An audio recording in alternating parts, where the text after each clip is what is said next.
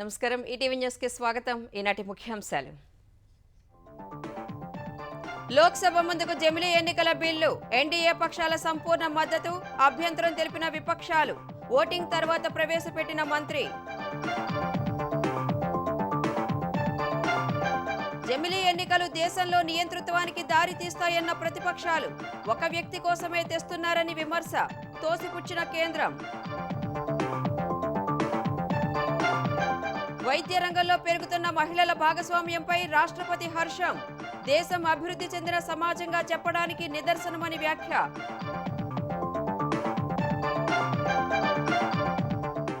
Stella నౌకలో 1320 టన్నుల ration బియ్యం గుర్తింపు 48 గంటల్లో బయటకు తెస్తామన్న కలెక్టర్ అక్రమ రవాణా చేసేవారికి శిక్ష తప్పదన్న మంత్రి లగచర్ల ఘటనపై చర్చకు మరోసారి బీఆర్ఎస్ పట్టు రైతుల పేరెత్తే అర్హత ప్రతిపక్షానికి లేదన్న సర్కార్ నిరసనల మధ్య 3 బిల్లులకు ఆమోదముద్ర ఫార్ములా ఈ కార్ రేస్పై అసెంబ్లీలో చర్చకు కేటీఆర్ డిమాండ్ సభలోనే అన్ని ప్రశ్నలకు సమాధానం చెబుతానని ప్రభుత్వానికి సవాల్ తొక్కిసలాట ఘటనపై సంధ్యా థియేటర్ యాజమాన్యానికి పోలీసుల నోటీసులు లైసెన్స్ ఎందుకు రద్దు చేయరాదో 10 రోజుల్లో చెప్పాలని ఆదేశం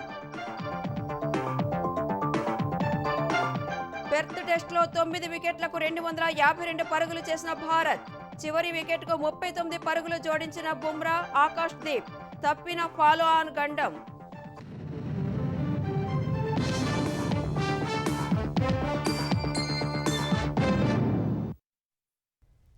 లోక్సభతో పాటు అసెంబ్లీలు స్థానిక సంస్థలకు ఒకేసారి ఎన్నికలు నిర్వహించేందుకు ఉద్దేశించిన జమిలీ బిల్లులను కేంద్రం లోక్సభలో ప్రవేశపెట్టింది విపక్షాల తీవ్ర అభ్యంతరాలు వాడివేడి చర్చ ఓటింగ్ అనంతరం న్యాయశాఖ మంత్రి సభలో బిల్లులను ప్రవేశపెట్టారు ఏకకాల ఎన్నికలు నియంతృత్వానికి దారితీస్తాయన్న విపక్షాల ఆరోపణలను కేంద్రం తోసిపుచ్చింది రాష్ట్రాల హక్కులను లాగేసుకోవడం లేదని స్పష్టం చేసింది బిల్లును జేపీసీకి పంపేందుకు సిద్ధమని ప్రకటించింది జమిలీ ఎన్నికలకు సంబంధించిన 2 బిల్లులను కేంద్ర న్యాయశాఖ మంత్రి అర్జున్ రామ్ మేఘ్వాల్ లోక్సభలో ప్రవేశపెట్టారు 129వ రాజ్యాంగ సవరణ బిల్లు 2024 కేంద్రపాలిత ప్రాంతాల చట్ట సవరణ బిల్లును సభ ముందుకు తెచ్చారు మొదట బిల్లులను సభలో ప్రవేశపెట్టే అంశంపై వాడివేడి చర్చ జరిగింది బిల్లుల్ని విపక్షాలు తీవ్రంగా వ్యతిరేకించాయి 129వ రాజ్యాంగ సవరణ బిల్లు రాజ్యాంగానికి వ్యతిరేకమని కాంగ్రెస్ సభ్యుడు మనీష్ తివారీ ఆరోపించారు రాజ్యాంగ మౌలిక స్వరూపంపై దాడి చేస్తున్న ఈ బిల్లులను వ్యతిరేకిస్తున్నట్లు స్పష్టం చేశారు ఏకకాల ఎన్నికల బిల్లుల ద్వారా రాజ్యాంగ విధ్వంసానికి పాల్పడుతున్నారని సమాజ్వాదీ నేత ధర్మేంద్ర యాదవ్ అభ్యంతరం తెలిపారు జమిలీ ఎన్నికలు నియంతృత్వానికి దారితీస్తాయని ఆరోపించారు జమిలీ ఎన్నికలంటే రాష్ట్రాల హక్కులను దెబ్బతీయడమేనని టీఎంసీ సభ్యుడు కళ్యాణ్ బెనర్జీ దుయ్యబట్టారు జమిలీ ఎన్నికలు ప్రజాస్వామ్యానికి వైరస్ లాంటివని విమర్శించారు కేవలం ఒక వ్యక్తి కలను నెరవేర్చేందుకే బిల్లులు పెట్టారని బెనర్జీ ఆరోపించారు Article 1 of the Constitution states that India is a union of states and not vice versa. Therefore, this excessive centralism, which is sought to be brought into existence by this bill, absolutely militates against the constitutional scheme in its essence, in its entirety, and in its very object. The introduction of the bill and the consideration of the bill, because of the basic structure doctrine enunciated by the Supreme Court in the Kesavanand Bharti case, is beyond the legislative competence of this House, and therefore this bill needs to be withdrawn immediately. This Parliament is having the power to legislate law under the 7th schedule, list 1 and list 3. Similarly, State Assembly is having the power to legislate law under the 7th schedule, list 2 and also list 3. So far concurrent list is concerned, it would not be contrary to the Article 254 of the Constitution. Therefore, by this, the autonomy of the state legislative assembly is being taken away. It is not an election reforms. It is just a fulfillment of one gentleman's desire and dream. Nothing more than that. No, it is not permitted. DMK, Shiv Sena Uddhav వర్గం, ఇండియన్ యూనియన్ ముస్లిం లీగ్, ఎంఐఎం, సిపిఎం, ఎన్సీపీ, ఎస్పీ సభ్యులు బిల్లులను వ్యతిరేకించారు. వెనక్కి తీసుకోకుంటే జేపీసీకి పంపాలని TR Balu, Supriya Sule సూచించారు. ఈ మేరకు బిల్లులను జేపీసీకి పంపి చర్చకు ముగింపు పలకాలని హోంమంత్రి అమిత్ షా సూచించారు. బిల్లు కేబినెట్ ముందుకొచ్చినప్పుడు ప్రధాని మోదీ కూడా బిల్లును జేపీసీకి పంపాలని, అన్ని స్థాయిల్లో చర్చ జరగాలని చెప్పినట్లు వివరించారు. జేపీసీ నివేదిక తర్వాత బిల్లులను మళ్లీ కేబినెట్ ఆమోదిస్తుందన్న అమిత్ షా అప్పుడు సభలో చర్చ జరుగుతుందని చెప్పారు. విపక్షాల ఆరోపణలపై వివరణ ఇచ్చిన న్యాయశాఖ మంత్రి మేఘవాల్ జమిలి బిల్లులు సమాఖ్య స్ఫూర్తికి విరుద్ధం కాదని చెప్పారు. న్యాయ సమీక్ష, సమాఖ్య వ్యవస్థ, అధికార వికేంద్రీకరణ, సెక్యులరిజం రాజ్యాంగ ఔన్నత్యాన్ని ఎక్కడా మార్చలేదన్నారు. బిల్లును జేపీసీకి పంపాలని ప్రతిపాదించారు. संविधान के 7th शेड्यूल्ड के यूनियन लिस्ट एंट्री नंबर 72 उसमें लिखा हुआ है election to parliament, to the legislature of states and to the offices of president and vice president the election commission के अनुसार केंद्र सरकार को शक्ति प्रदान करता है सर। ये संशोधन राज्यों को संविधान प्रदत्त शक्तियों को न तो कम करता है और न ही छीनता है सर। जेपीसी में भेजने का भी प्रस्ताव करता हूं और अगर आपकी अनुमति हो कि वे दोनों item I introduce the bill also. అయితే బిల్లులను ప్రవేశపెట్టడంపై ఓటింగ్ జరపాలని పలువురు సభ్యులు కోరారు. ఇందుకు అంగీకరించిన స్పీకర్ ఓటింగ్ తీసుకోగా 369 మంది ఎలక్ట్రానిక్ పద్ధతిలో ఓటింగ్లో పాల్గొన్నారు. మరికొందరు బ్యాలెట్ పద్ధతిలో ఓటు వేశారు. అన్ని ఓట్లు కలిపి లెక్కించగా బిల్లులు ప్రవేశపెట్టేందుకు అనుకూలంగా 269 మంది, వ్యతిరేకంగా 198 మంది ఓటు వేసినట్లు స్పీకర్ ప్రకటించారు. తర్వాత న్యాయశాఖ మంత్రి 2 బిల్లులను సభలో ప్రవేశపెట్టారు. వైద్య వృత్తిలో పెరుగుతున్న మహిళల భాగస్వామ్యం, వారి సహకారం దేశం అభివృద్ధి చెందిన సమాజంగా మారుతున్నట్లు నిరూపిస్తున్నాయని రాష్ట్రపతి ద్రౌపది ముర్ము అన్నారు. యువ వైద్యులు గ్రామీణ, గిరిజన ప్రాంతాల్లో వైద్య సేవలు అందించాలని సూచించారు. మంగళగిరి ఎయిమ్స్ తొలి స్నాతకోత్సవానికి ఆమె ముఖ్య అతిథిగా హాజరయ్యారు. మొదట ప్రత్యేక విమానంలో గన్నవరం విమానాశ్రయానికి చేరుకున్న రాష్ట్రపతి ముర్ముకు గవర్నర్ జస్టిస్ అబ్దుల్ నజీర్, ముఖ్యమంత్రి చంద్రబాబు, ఉప ముఖ్యమంత్రి పవన్ కళ్యాణ్ సహా పలువురు స్వాగతం పలికారు. అక్కడి నుంచి ఎయిమ్స్కు చేరుకుని మొదటి బ్యాచ్గా వైద్య విద్య పూర్తి చేసుకున్న 49 మంది ఎంబీబీఎస్ విద్యార్థులకు పట్టాలు ప్రదానం చేశారు. మంగళగిరి ఎయిమ్స్ అభివృద్ధికి కూటమి ప్రభుత్వం పూర్తి సహకారం అందిస్తుందని సీఎం చంద్రబాబు తెలిపారు. అత్యాధునిక సేవలందిస్తున్న మంగళగిరి ఎయిమ్స్ దేశంలో మొదటి స్థానంలో నిలవాలని ఆకాంక్షించారు. మంగళగిరి ఎయిమ్స్ అభివృద్ధి కోసం మరో 10 ఎకరాల స్థలం కేటాయిస్తున్నామని చంద్రబాబు వెల్లడించారు. Your director just now told very clearly he needs 10 acres of land for further development. I cannot say no. Immediately we'll give that land wherever he select. As on today, 183.11 acres we have given. This 10 acres, your management is trying to develop in Kolanakonda research block, School of Public Health. In future, you won't have any problem. Anything for that matter, this is our top priority. We will do everything for building this institute, one of the most beautiful institute here. By choosing the medical profession, you have chosen the path of serving humanity. You will get invaluable opportunity to save people's life and improve their health.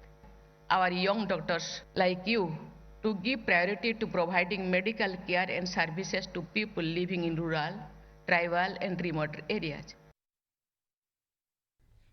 శీతాకాల విడిది కోసం రాష్ట్రపతి ద్రౌపది ముర్ము హైదరాబాద్ వచ్చారు. Hakimpet air force station వద్ద రాష్ట్రపతికి governor Jishnu Dev Varma, CM Revanth Reddy స్వాగతం పలికారు. మంత్రి సీతక్క, ప్రభుత్వ సలహాదారు వేణుగోపాల్, సీఎస్ శాంతికుమారి, డీజీపీ జితేందర్ తదితరులు రాష్ట్రపతికి స్వాగతం పలికారు. బొల్లారం రాష్ట్రపతి నిలయంలో ద్రౌపది ముర్ము విడిది చేశారు. రేపు రాష్ట్రపతి నిలయంలోనే పలు అభివృద్ధి పనులకు శంకుస్థాపనలు, ప్రారంభోత్సవాలు చేయనున్న రాష్ట్రపతి సాయంత్రం సాంస్కృతిక కార్యక్రమాలకు హాజరవుతారు. ఈ నెల 20న సికింద్రాబాద్ డిఫెన్స్ మేనేజ్మెంట్ కాలేజీని సందర్శిస్తారు. 21న చాకలి ఐలమ్మ మహిళా యూనివర్సిటీని సందర్శించి కోటి మహిళా కళాశాల శతాబ్ది ఉత్సవాల ముగింపు వేడుకల్లో పాల్గొంటారు. అదే రోజు తిరిగి ఢిల్లీ వెళతారు.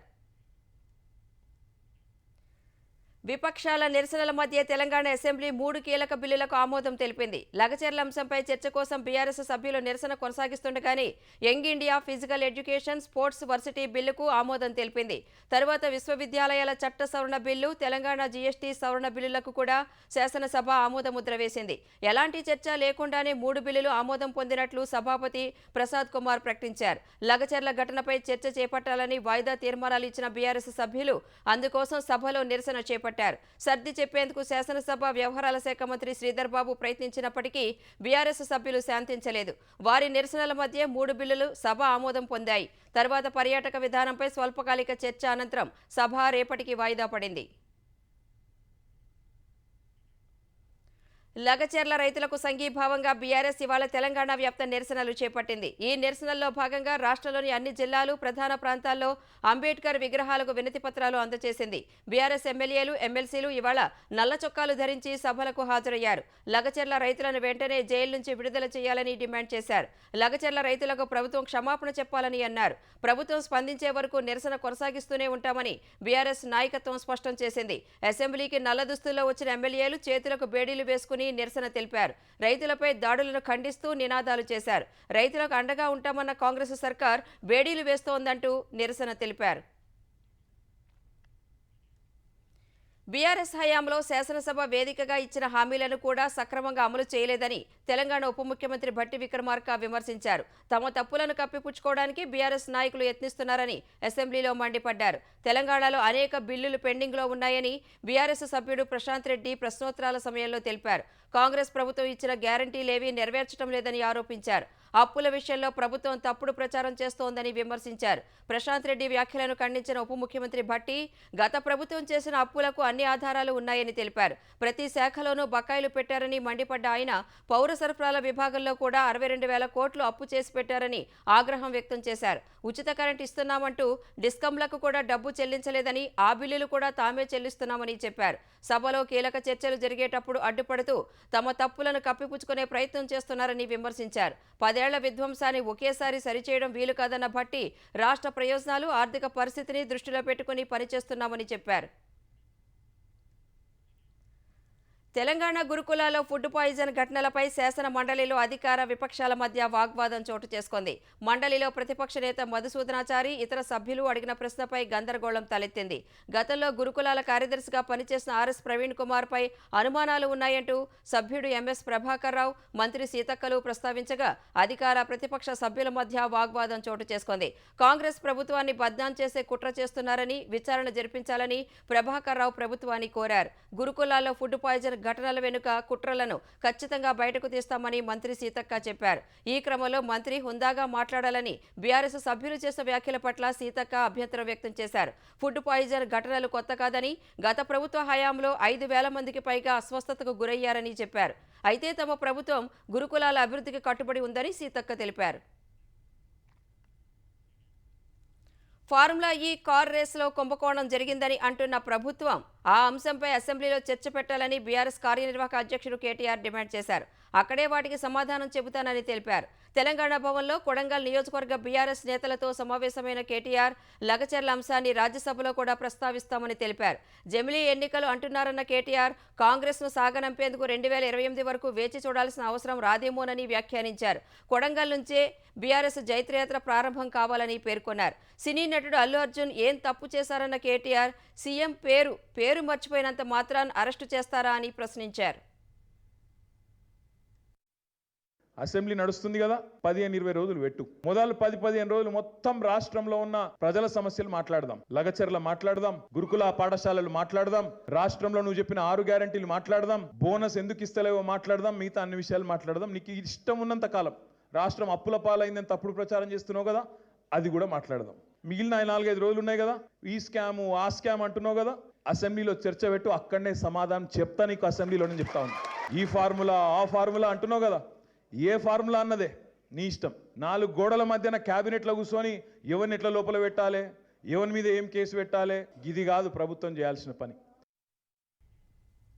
కాకినాడ పోర్టులోని స్టెల్లా నౌకలో మొత్తం 1320 టన్నుల రేషన్ బియ్యం ఉన్నట్లు అధికారులు తేల్చారు. ఈ రేషన్ బియ్యం సత్యం బాలాజీ రైస్ ఎక్స్పోర్ట్స్కు చెందినవిగా గుర్తించామని కాకినాడ కలెక్టర్ షణ్మోహన్ చెప్పారు. ఏ మిల్లులు, గిడ్డంగుల నుంచి ఈ రేషన్ బియ్యం వచ్చాయో దర్యాప్తు చేస్తున్నట్లు వివరించారు. రేషన్ బియ్యాన్ని 48 గంటల్లోగా నౌక నుంచి బయటకు తెస్తామన్న కలెక్టర్ స్టెల్లా నౌకను గమ్యస్థానానికి పంపేందుకు కొంత ఆలస్యం అవుతుందన్నారు. రేషన్ బియ్యం విదేశాలకు వెళ్లకూడదనే లక్ష్యంతో పనిచేస్తున్నామన్న ఆయన పోర్టులో నిబంధనల ప్రకారం ఎగుమతులు చేసుకోవచ్చని సూచించారు. రేషన్ బియ్యాన్ని అక్రమంగా తరలిస్తే మాత్రం కఠిన చర్యలు ఉంటాయని స్పష్టం చేశారు. మరోవైపు గిడ్డంగుల్లో రేషన్ బియ్యం అంశంపై 13 సంస్థలపై కేసులు నమోదు చేసినట్లు ఎస్పీ విక్రాంత్ పాటిల్ చెప్పారు. ఆయా సంస్థలపై దర్యాప్తు కొనసాగుతోందన్న ఆయన 89 మిల్లుల నుంచి బియ్యం సరఫరా అయినట్లు గుర్తించామని తెలిపారు. రేషన్ బియ్యం కాకినాడ పోర్టుకు రాకుండా పలు చోట్ల తనిఖీలు చేపట్టినట్లు వివరించారు. కృష్ణా జిల్లా మచిలీపట్నంలో పేర్ని నానికి చెందిన గోడౌన్ నుంచి రేషన్ బియ్యం మాయమైన ఘటనపై అధికారులు చర్యలు చేపట్టారు. గోడౌన్లో ఉన్న రేషన్ బియ్యాన్ని మచిలీపట్నంలోని మార్కెట్ యార్డుకు తరలించారు. పొట్లపాలెంలో పేర్ని నానికి చెందిన గోడౌన్ నుంచి 185 టన్నుల రేషన్ బియ్యం మాయం కావడంపై ఆ గోడౌన్ యజమాని పేర్ని నాని సతీమణి జయసుధపై పోలీసులు క్రిమినల్ కేసు నమోదు చేశారు. ఈ క్రమంలో పౌర సరఫరాల అధికారులు సంబంధిత గోడౌన్లో ఇంకా ఉన్న రేషన్ బియ్యం నిల్వలను మార్కెట్ యార్డుకు తరలిస్తున్నారు. స్టాక్ మొత్తాన్ని ఖాళీ చేయించిన తర్వాత గోడౌన్ను బ్లాక్ లిస్టులో పెట్టనున్నారు. బియ్యం అక్రమ రవాణా చేసే వారికి 6 నెలల కఠిన శిక్ష పడేలా చర్యలు చేపట్టినట్టు ఆంధ్రప్రదేశ్ పౌర సరఫరాల శాఖ మంత్రి నాదెండ్ల మనోహర్ స్పష్టం చేశారు. ఏపీ వ్యాప్తంగా 104 గోదాముల్లో తనిఖీలు చేస్తున్నామని, ఎక్కడ స్టాక్ ఎంత ఉందనే అంశాలపై విచారణ చేస్తున్నామని చెప్పారు. మచిలీపట్నంలోని జేఎస్ సత్య గోదాముల్లో ఉన్న స్టాకులలో తేడాలున్నట్లు గుర్తించామని తెలిపారు. మొత్తం 243 మెట్రిక్ టన్నుల బియ్యం దారి మళ్లించారని మంత్రి చెప్పారు. కూటమి ప్రభుత్వం పౌర సరఫరాల శాఖలో మార్పు కోసం నిక్కచ్చిగా పనిచేస్తోందన్నారు. గత ప్రభుత్వంలో ఎవరూ ఊహించని రీతిలో అవినీతికి పాల్పడ్డారని, 1,70,00,000కు పైగా డీడీలు ఇచ్చారని మంత్రి నాదెండ్ల తెలిపారు. అది ఏ వెసల్ అయినా అవనండి, ఏ పోర్ట్ అయినా అవనండి, ఏ కంటైనర్ అయినా అవనండి, ఏ లారీ అయినా అవనండి, ఎప్పుడైతే మీ దగ్గర పీడిఎస్ రైస్ దొరికిందో ఖచ్చితంగా చట్టపరంగా మేము యాక్షన్ తీసుకుంటాం. మొట్టమొదటిసారి రాష్ట్రంలో పీడీ యాక్ట్ కింద రైస్ స్మగ్లింగ్ కూడా తీసుకొచ్చాం. ఇదివరలాగా 6A చట్టం వాడాం. ఇంకా రాబోయే రోజుల్లో మినిమం 6 months జైలు ఎవరైతే పీడిఎస్ స్మగ్లింగ్ చేస్తారో ఈ రైస్ని, అటువంటి చట్టాలు మేము తీసుకొచ్చాం. ఆంధ్రప్రదేశ్ టూరిజం రంగంలో పెట్టుబడులు పెట్టేందుకు పారిశ్రామికవేత్తలు ముందుకు రావాలని పర్యాటక శాఖ మంత్రి కందుల దుర్గేష్ కోరారు. పెట్టుబడులు పెట్టేందుకు వచ్చే వారందరికీ ప్రభుత్వం తరపున ప్రోత్సాహకాలు అందిస్తామని చెప్పారు. లాభాలను తీసుకొచ్చేలా భవిష్యత్తుపై భరోసా కల్పించనున్నట్లు మంత్రి తెలిపారు. ఏపీలో పర్యాటక శాఖ ప్రాజెక్టులో పెట్టుబడులు రాబట్టడమే లక్ష్యంగా విజయవాడలో పారిశ్రామికవేత్తల సదస్సు నిర్వహించారు. పెట్టుబడిదారులను ఆంధ్రప్రదేశ్కు రప్పించే లక్ష్యంతో సరికొత్త టూరిజం పాలసీని తీసుకొచ్చినట్లు దుర్గేష్ తెలిపారు. ఎక్కడో కోట్లాది రూపాయలు పోసేసి దాన్ని నిస్సారం చేసేసినటువంటి ఋషికొండ ప్యాలెస్ లాంటివి కాకుండా మీకు మేము ఒక్కటే మనవి చేసేది, ఇవాళ మీకు ఏదైతే పర్యాటకులను ఆకర్షించగలిగేటువంటి స్పష్టమైన ప్రాజెక్టులు ఉంటాయో వాటికి ప్రభుత్వం ముందుకొచ్చి సపోర్ట్ చేస్తుంది. కాకపోతే సాధ్యాసాధ్యాలను కూడా మనం చూసుకోవాల్సి ఉంటుంది. వాటిని దృష్టిలో పెట్టుకుని మనం ప్రాజెక్టులు తయారు చేయాలి. దీని మీద డిపిఆర్లు తయారు చేసుకోవాలి. నా ఉద్దేశంలో ఈ పాలసీ, ఇంత మంచి పాలసీ గతంలో ఎప్పుడూ లేదు, భవిష్యత్తులో కూడా ఉంటుందని నేను అనుకోను. తెలుగుదేశం పార్టీ కార్యక్రమాల్లో చొరబడి చిల్లర పనులు చేయటం వైసీపీ నేతలకు మొదటి నుంచి అలవాటేనని ఆంధ్రప్రదేశ్ సమాచార శాఖ మంత్రి కొలుసు పార్థసారథి ధ్వజమెత్తారు. గతంలో లోకేష్ వీడియో కాన్ఫరెన్స్లోనూ ఇలానే వైసీపీ నేతలు చొరబడ్డారని గుర్తు చేశారు. తన షెడ్యూల్ ఆలస్యం వల్లే గౌతు లచ్చన్న విగ్రహావిష్కరణ కార్యక్రమం ఆదివారం ఉదయం నుంచి సాయంత్రానికి వాయిదా పడిందని మంత్రి తెలిపారు. ఆ కార్యక్రమంలో తాను వచ్చే వరకు వైసీపీ నేత జోగి రమేష్ ఉద్దేశపూర్వకంగా ఉన్నారని ఆక్షేపించారు. వ్యక్తిగతంగా జోగి రమేష్కు తనకు ఎలాంటి బంధమూ లేదన్న మంత్రి పార్థసారథి తెలుగుదేశం కార్యకర్తల మనసు బాధపడినందుకు మరోసారి క్షమాపణలు చెబుతున్నట్లు పేర్కొన్నారు. సీఎం చంద్రబాబు, మంత్రి లోకేష్ తనకిచ్చిన గౌరవాన్ని ఎప్పుడూ మర్చిపోనని తేల్చి చెప్పారు. పాత పరిచయాలతో తెలుగుదేశం సిద్ధాంతాలు దెబ్బతీసే వ్యక్తిని కాదని, ఇలాంటివి పునరావృతం కాకుండా జాగ్రత్త పడతానని మంత్రి పార్థసారథి పేర్కొన్నారు. హైడ్రా కూల్చివేతలపై కమిషనర్ రంగనాథ్ కీలక వ్యాఖ్యలు చేశారు. జూలై తర్వాత నిర్మించిన అక్రమ నిర్మాణాలపై చర్యలు తీసుకుంటామని స్పష్టం చేశారు. అంతకుముందు నిర్మించి నివాసం ఉంటున్న నివాసాల జోలికి వెళ్లబోమని తెలిపారు. హైదరాబాద్ కూకట్పల్లిలోని కాముని చెరువు, మైసమ్మ చెరువు ప్రాంతాలను హైడ్రా కమిషనర్ రంగనాథ్ పరిశీలించారు. స్థానికుల ఫిర్యాదు మేరకు చెరువు కింది భాగంలో వాసవి నిర్మాణ సంస్థ నిర్మాణాలను, నాలా మళ్లింపు స్థలాలను పరిశీలించారు. చెరువుల సుందరీకరణ పనులను జీహెచ్ఎంసీ అధికారులు త్వరగా పూర్తి చేయాలని ఆదేశించారు. చెరువులు, ప్రభుత్వ స్థలాల ఆక్రమణలకు పాల్పడితే ఖచ్చితంగా చర్యలు తీసుకుంటామని రంగనాథ్ హెచ్చరించారు. పుష్ప 2 ప్రీమియర్ షో సందర్భంగా తొక్కిసలాట ఘటనకు సంబంధించి సంధ్యా థియేటర్కు Hyderabad police commissioner CV Anand show cause నోటీసులు ఇచ్చారు. తొక్కిసలాటపై వివరణ కోరిన సిపి థియేటర్ లైసెన్స్ ఎందుకు రద్దు చేయకూడదో 10 రోజుల్లో వివరణ ఇవ్వాలన్నారు. మరోవైపు తొక్కిసలాటలో గాయపడిన శ్రీతేజ్ ఆరోగ్య పరిస్థితి ఇంకా విషమంగానే ఉన్నట్లు సివి ఆనంద్ తెలిపారు. వైద్య ఆరోగ్య శాఖ ముఖ్య కార్యదర్శి క్రిస్టినాతో కలిసి సికింద్రాబాద్ కిమ్స్ ఆసుపత్రికి వెళ్లిన ఆయన శ్రీతేజ్ ఆరోగ్య పరిస్థితిపై వైద్యుల వద్ద ఆరా తీశారు. తొక్కిసలాటలో ఆక్సిజన్ అందక శ్రీతేజ్ మెదడు దెబ్బతిందని ప్రస్తుతం వెంటిలేటర్పై చికిత్స అందిస్తున్నట్లు వెల్లడించారు. శ్రీతేజ్ ఆరోగ్య పరిస్థితిపై వైద్యులు హెల్త్ బులెటిన్ విడుదల చేస్తారని తెలిపారు. ప్రభుత్వం తరపున శ్రీతేజ్కు మెరుగైన వైద్యం అందించేందుకు పూర్తి సహకారం అందించనున్నట్లు క్రిస్టినా చెప్పారు. అటు తొక్కిసలాట కేసులో చిక్కడపల్లి పోలీసులు మరొకరిని అరెస్టు చేశారు. ఇప్పటి వరకు 10 మందిని అరెస్టు చేసినట్లు తెలిపారు. రష్యా రాజధాని మాస్కోలో జరిగిన బాంబు పేలుడులో ఆ దేశ న్యూక్లియర్ డిఫెన్స్ ఫోర్సెస్ అధిపతి లెఫ్టినెంట్ జనరల్ ఇగోర్ కిరిల్లోవ్ మృతి చెందారు. రష్యాలో అణు, జీవ, రసాయన ఆయుధాల రక్షణను పర్యవేక్షించే కిరిల్లోవ్ అపార్ట్మెంట్ బ్లాక్ సమీపంలో ఆపిన ఎలక్ట్రిక్ స్కూటర్లో పేలుడు పదార్థాలు అమర్చి ఆయనను హత్య చేసినట్టు రష్యా ప్రభుత్వ వర్గాలు తెలిపాయి. ఈ పేలుడులో ఇగోర్ అసిస్టెంట్ కూడా చనిపోయినట్టు ఓ ప్రకటనలో వెల్లడించాయి. ఈ పేలుడు జరిగిన ప్రాంతానికి వెళ్లే మార్గం రష్యా అధ్యక్ష భవనం క్రెమ్లిన్కు 7 కిలోమీటర్ల దూరంలో ఉంది. నిషేధిత రసాయన ఆయుధాలను ఉక్రెయిన్పై ప్రయోగించేందుకు ఇగోర్ అనుమతించినట్టు కీవ్ ఇండిపెండెంట్ పత్రిక కథనం ప్రచురించిన మరుసటి రోజే ఆయన హత్యకు గురయ్యారు. 2022 ఫిబ్రవరిలో ఉక్రెయిన్పై రష్యా దాడులు మొదలుపెట్టిన తర్వాత 4800 సార్లు రసాయన ఆయుధాలను ప్రయోగించినట్టు ఉక్రెయిన్ సెక్యూరిటీ సర్వీస్ ఆరోపిస్తోంది. ఈ ఆయుధాలు వాడినందుకు కిరిలోవ్పై బ్రిటన్ ఈ ఏడాది అక్టోబర్లో ఆంక్షలు విధించింది. వడ్డీ రేట్లపై అమెరికా ఫెడరల్ రిజర్వ్ నిర్ణయం వెలువడనున్న వేళ అమ్మకాల ఒత్తిడికి గురైన దేశీయ స్టాక్ మార్కెట్లో వరుసగా రెండో సెషన్లోనూ నష్టాలు నమోదు చేశాయి. సెన్సెక్స్, నిఫ్టీ 1% పైగా పతనమయ్యాయి. గత సెషన్లో 384 పాయింట్లు క్షీణించిన సెన్సెక్స్ ఇవాళ మరో 1064 పాయింట్లు పతనమైంది. క్రితం ముగింపు కంటే 200 పాయింట్ల దిగువన ఈ ఉదయం 81,512 వద్ద బీఎస్సీ సూచీ ప్రారంభమైంది. తరువాత కాసేపు కొనుగోళ్లు పెరిగి 81,614 పాయింట్ల గరిష్ట స్థాయిని తాకింది. అనంతరం తీవ్ర అమ్మకాల ఒత్తిడికి గురైన సెన్సెక్స్ ఏ దశలోనూ కోలుకోలేదు. ఈ క్రమంలో 80,612 పాయింట్ల కనిష్ట స్థాయికి పడిపోయిన సూచీ చివరికి 80,684 పాయింట్ల వద్ద స్థిరపడింది. జాతీయ స్టాక్ ఎక్స్చేంజీ సూచీ నిఫ్టీ 332 పాయింట్లు తగ్గి 24,336 వద్ద ముగిసింది. బోర్డర్ గవాస్కర్ ట్రోఫీలో భాగంగా గబ్బాలో జరుగుతున్న 3వ టెస్టులో రవీంద్ర జడేజా, ఆకాష్ దీప్, జస్ప్రీత్ బుమ్రాల పోరాటంతో భారత్ ఫాలో ఆన్ తప్పించుకుంది. 4వ రోజు ఆట ముగిసే సమయానికి భారత్ 9 వికెట్ల నష్టానికి 252 పరుగులు చేసింది. రవీంద్ర జడేజా 77 పరుగులు చేయగా చివర్లో బుమ్రా, ఆకాష్ దీప్ చివరి వికెట్కు విలువైన భాగస్వామ్యంతో జట్టును ఫాలో ఆన్ గండం నుంచి గట్టెక్కించారు. 4 వికెట్లకు 51 పరుగులతో 4వ రోజు ఆటను కొనసాగించిన భారత్ను కేఎల్ రాహుల్, రవీంద్ర జడేజాలు అర్ధ సెంచరీలతో ఆదుకున్నారు. ఆట మొదలైన కొద్దిసేపటికే పేలవ ఫామ్ను కొనసాగిస్తూ కెప్టెన్ రోహిత్ శర్మ మరోసారి విఫలమయ్యాడు. అనంతరం జడేజాతో కలిసి రాహుల్ ఇన్నింగ్స్ నిలబెట్టాడు. 6వ వికెట్కు 67 పరుగులు జోడించిన కేఎల్ 84 పరుగుల వద్ద వ్యక్తిగత స్కోరు వద్ద వెనుదిరిగాడు. తరువాత వచ్చిన నితీష్ కుమార్ రెడ్డితో కలిసి జడేజా 7వ వికెట్కు 53 పరుగులు జోడించారు. అనంతరం స్వల్ప వ్యవధిలో నితీష్, సిరాజ్, జడేజాలు పెవిలియన్ చేరారు. ఇక ఫాలో ఆన్ తప్పదనుకున్న వేళ బుమ్రా, ఆకాష్ జోడీ చివరి వికెట్కు 39 పరుగులు జోడించి జట్టును ఫాలో ఆన్ నుంచి తప్పించింది. ఆకాష్ 27, బుమ్రా 10 పరుగులతో క్రీజులో ఉన్నారు. ఆస్ట్రేలియా తొలి ఇన్నింగ్స్లో 445 పరుగులకు ఆలౌట్ అయింది.